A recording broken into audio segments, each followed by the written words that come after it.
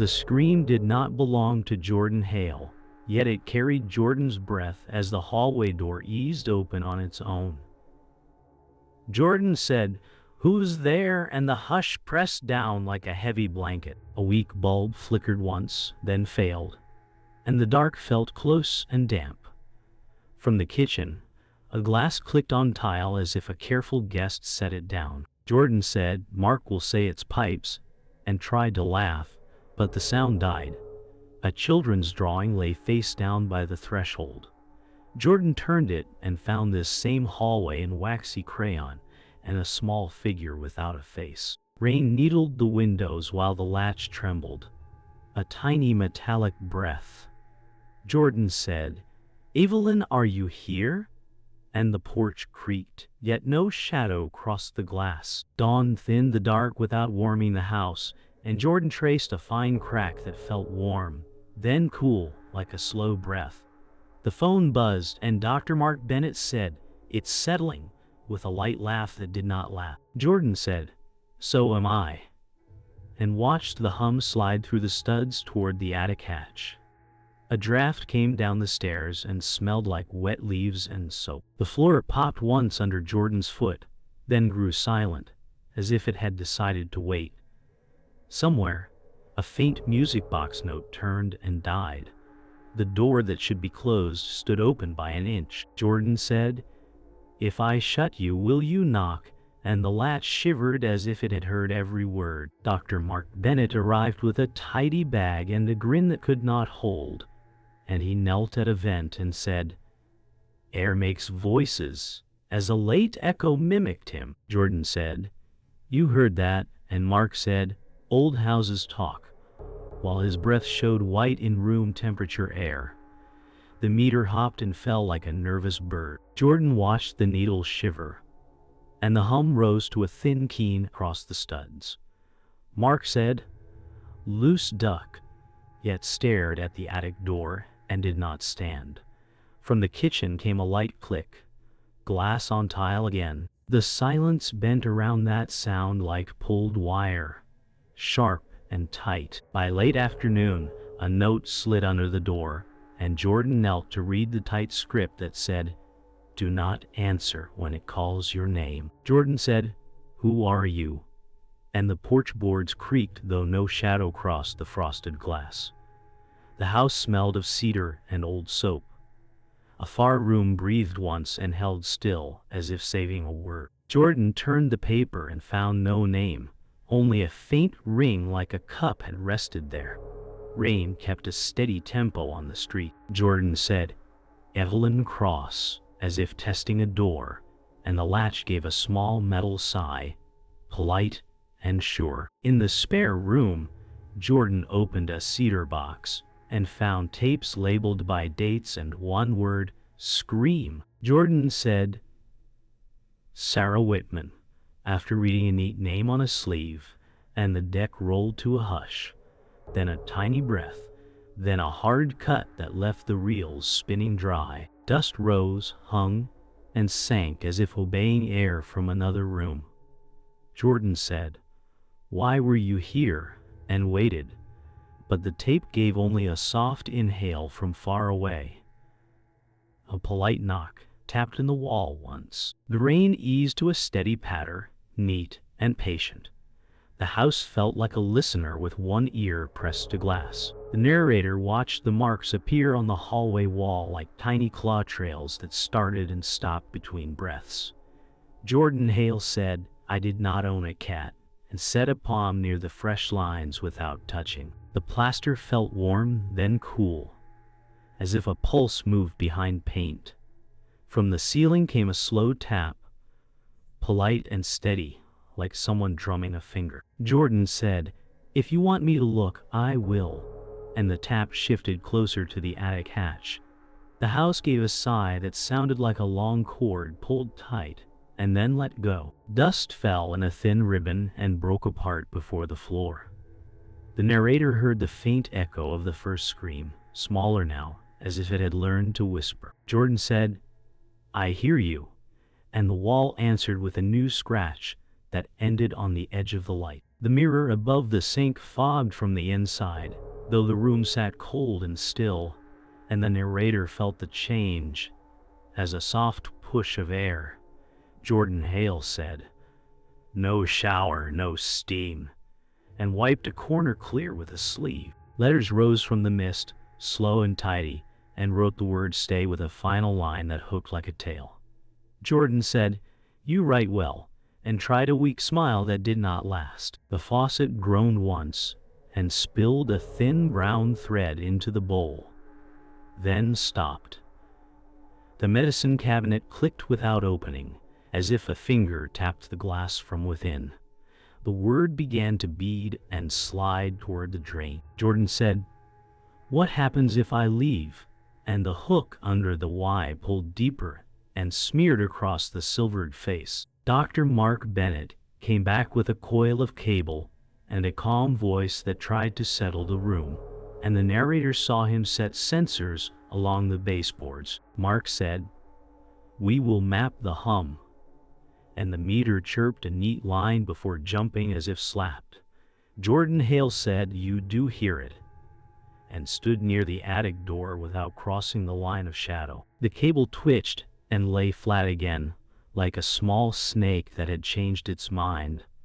Mark said, "Draft," and then looked up when a soft knock sounded from the wall. The knock came again, 3 even taps that paused after each group, as if the house waited for a reply. Jordan said, "Do not answer," and the room held its breath. The narrator felt the silence take shape and lean close to the door. Evelyn Cross stood on the porch when the rain eased to a fine mist, and the narrator saw her hold a small cloth pouch like a charm. Evelyn said, "Keep every door open," and glanced past Jordan Hale into the dim hall. The house answered with a soft close from the back room, gentle and stubborn.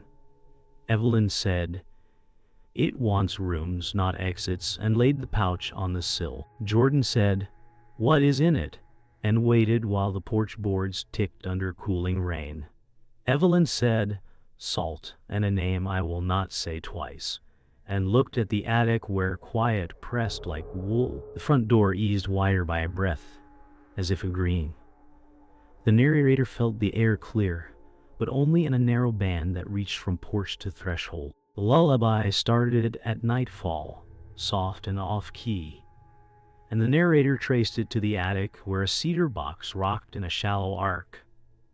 Jordan Hale said, "I know that tune," and the box stopped as if it had been caught. The floor up there bowed slightly between joists and kept a low groan. Jordan said, "I am opening it now," and set both hands on the lid. A draft passed with the smell of old soap and dried leaves. The latch lifted without help and laid itself down again. Jordan said, "If this is a trick, it is cruel," and raised the lid. Inside lay a music box with a cracked enamel lid, a lock of dark hair tied in thread, and a folded note with a neat name. The narrator watched the air wait for the next breath. The narrator watched Jordan Hale sort the tapes by date and press play on the earliest one while rain softened to a hush. A woman breathed close to the mic, and a child's hum drifted behind her like a thin thread. Jordan said, "Sarah Whitman," and the hum stopped as if the name had weight. The tape clicked, then carried a hallway creak that matched this house.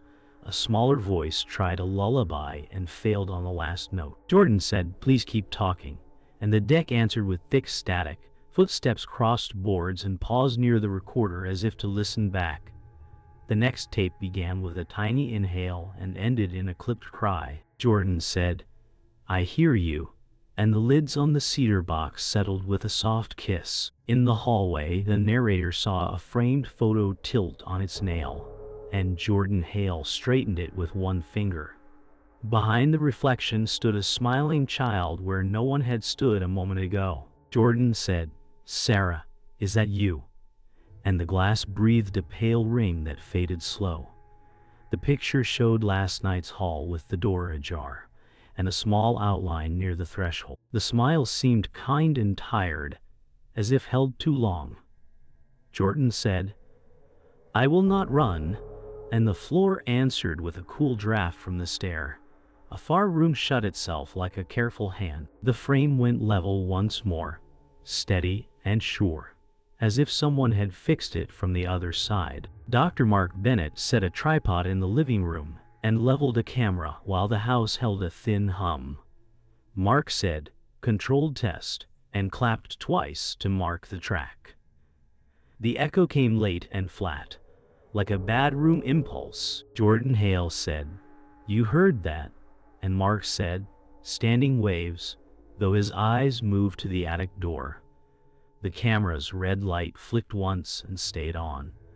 The hum rose, then split like a chord with a sour third. Mark said, "It is air," but his breath showed white again. The narrator felt the floor make a tiny decision and leaned toward the stairs.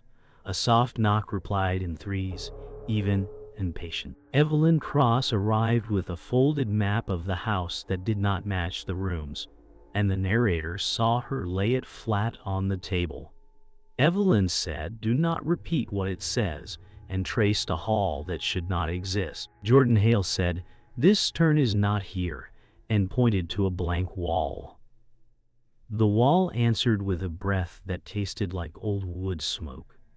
Evelyn said, "It learns by listening," and set a pinch of salt at each corner of the map. A soft skitter moved along the baseboard and then stopped.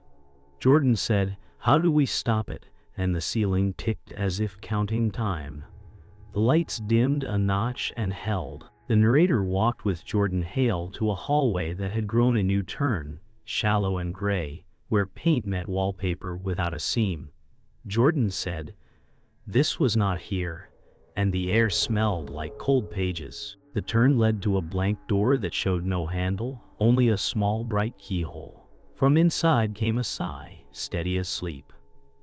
Jordan said, "If I look, it will look back," and bent close without touching. The keyhole held a small light that pulsed like a slow heart. The floor behind Jordan clicked as if someone set down a glass. The new hallway kept still, polite and ready. The narrator watched Jordan Hale open a drawer in the study and pull out a cracked ledger. A birth record rested under glass with a surname that matched the first owner. Jordan said, "This is our house by blood," and the room cooled. A faint line of dust traced a finger's path across the page.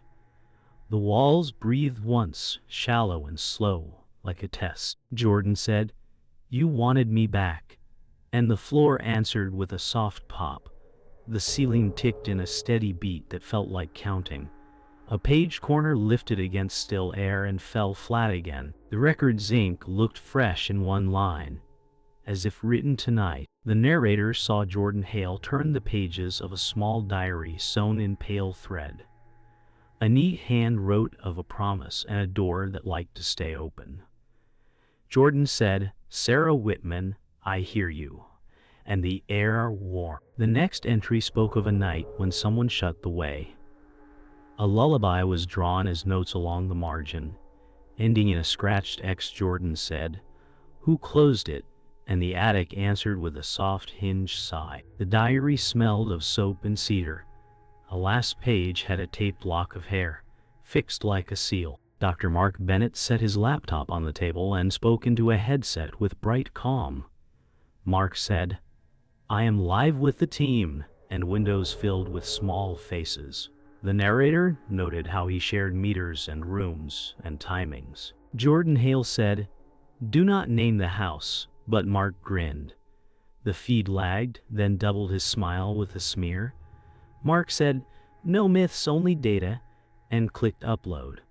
The attic door breathed out a colder draft, thin as a blade. The call stuttered, and Mark's voice cut in half before coming back wrong. Evelyn Cross stood in the entry with rain drying on her coat. Evelyn said, "I knew your name before we met." And the narrator felt the hall lean closer. Jordan Hale said, "You left the first note." And the latch clicked a yes. Evelyn said, "I bargained once and paid in quiet," and the floor took a slow breath. The light dimmed to a calm dusk inside the room. Jordan said, "What price?" And the window rattled without wind. Evelyn said, "A promise to keep open paths," and set her hand on the frame. The narrator walked with Jordan Hale to the hall, where the house spoke a single word without sound. It repeated the family name in the rhythm of a chant, using hinges and pipes and glass. Jordan said, "Stop," and the chant grew soft, like a song heard through a wall. The floor hummed with the tune from the tapes. A picture frame tapped once, twice, 3 times, then still. Jordan said, "I will not answer," and the keyhole glowed. The house settled into a hush that felt like waiting. A last breath moved along the baseboards and was gone. The narrator watched Jordan Hale unfold a brittle letter from the diary's back seam. The ink named Sarah Whitman as blood, hidden, and disowned to keep the house quiet. Jordan said, "You were never a stranger," and the air warmed like a small hand. The hallway bent softer, as if the walls had been waiting for that word. A faint hum matched the lullaby, and then held steady on one pure note. Jordan said, "I will not shut you out," and the note deepened like breath. The floor stopped creaking and settled into a calm hush. The keyhole at the new door brightened and pulsed once like a heart that had been seen. The narrator felt the house listen as Jordan Hale spoke the family name and the promise. The hum broke into a low chord and filled the vents like slow water. Jordan said, "You fed on silence," and the chord shivered and thinned. The open doors drew a faint draft that linked room to room. The salt on the sills held its tidy lines and did not run. Jordan said, "I will keep the path open," and the lights steadied to a mild dusk. The old clock ticked in time with the lullaby, soft and plain. The house did not answer with tricks, only with stillness that felt earned. Dr. Mark Bennett called from the laptop with a voice that came from too near. The narrator heard him say, "Signal is perfect," while the screen showed only the attic door. Jordan Hale said, "Where are you?"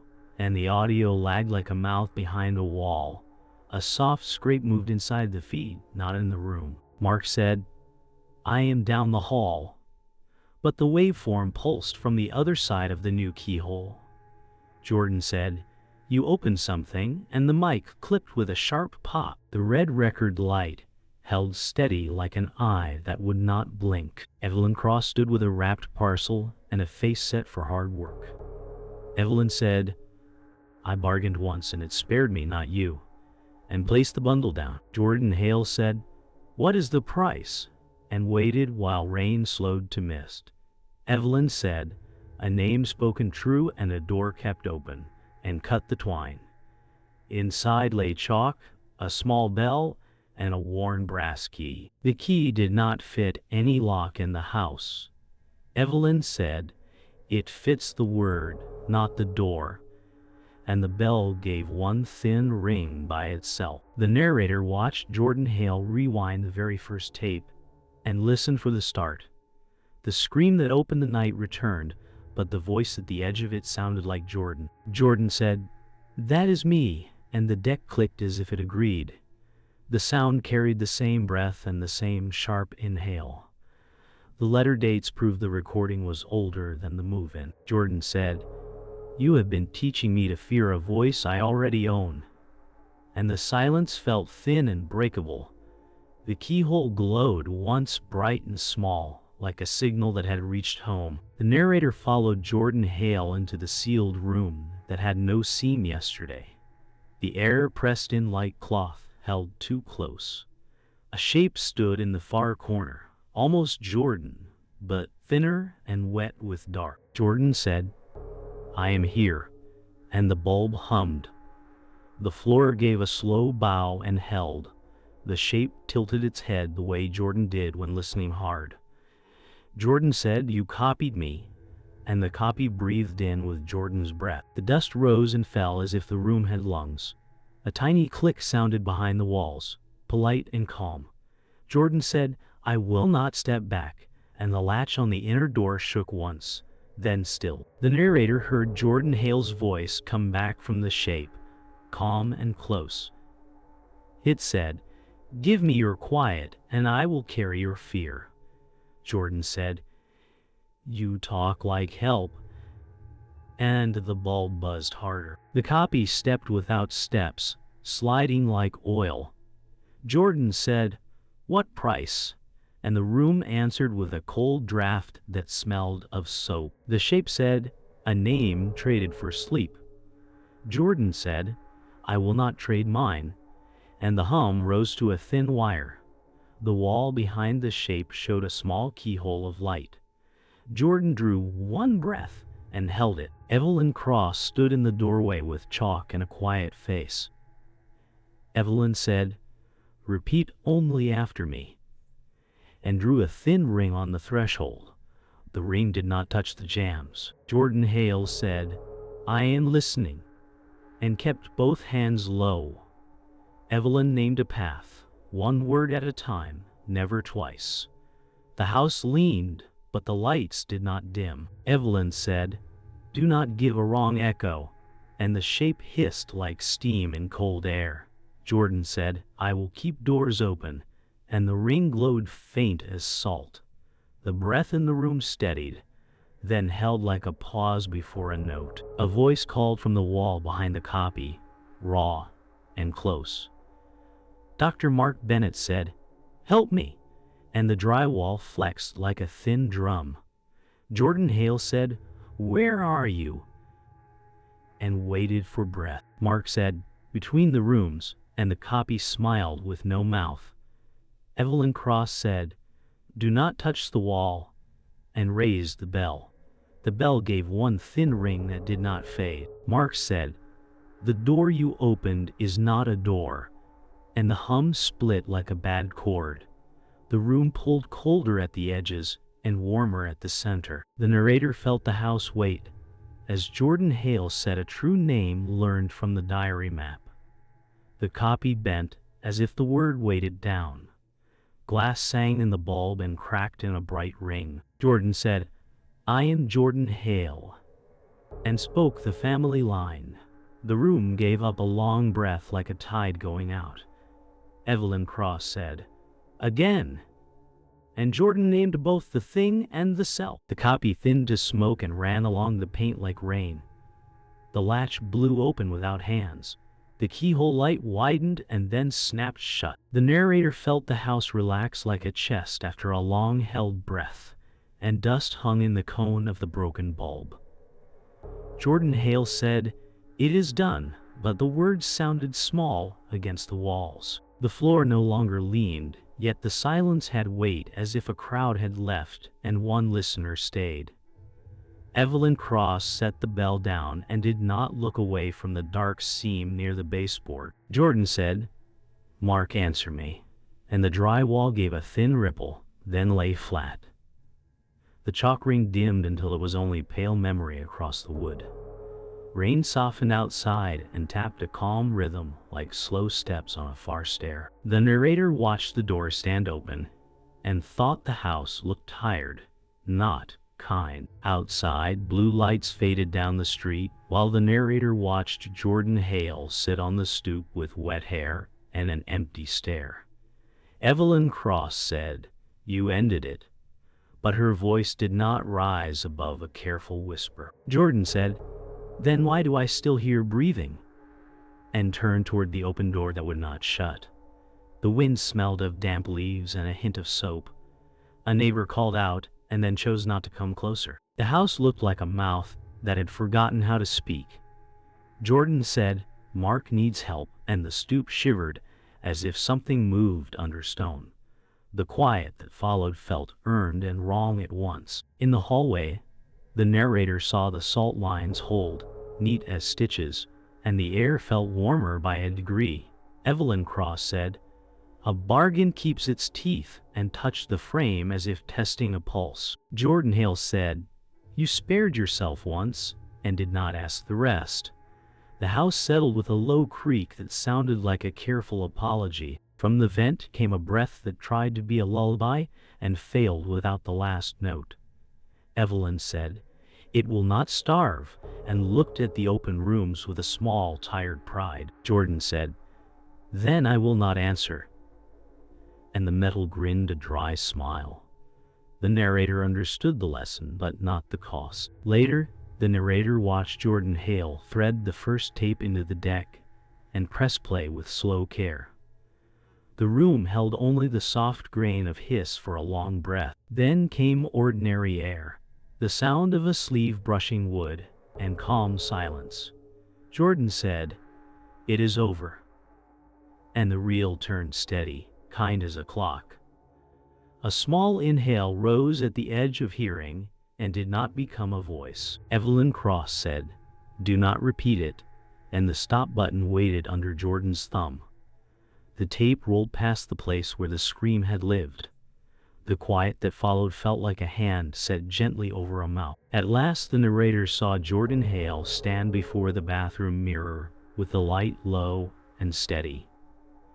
The glass held nothing but the room and a tired face. Jordan said, "I will keep the doors open," and breathe once, slow and full. A thin fog rose from nowhere and traced a line that curved like a smile. Jordan said, "No," and wiped the glass clean, but the cloth came away damp with a smell like cedar. Letters formed anyway, tidy and bright, and wrote a neat thank you.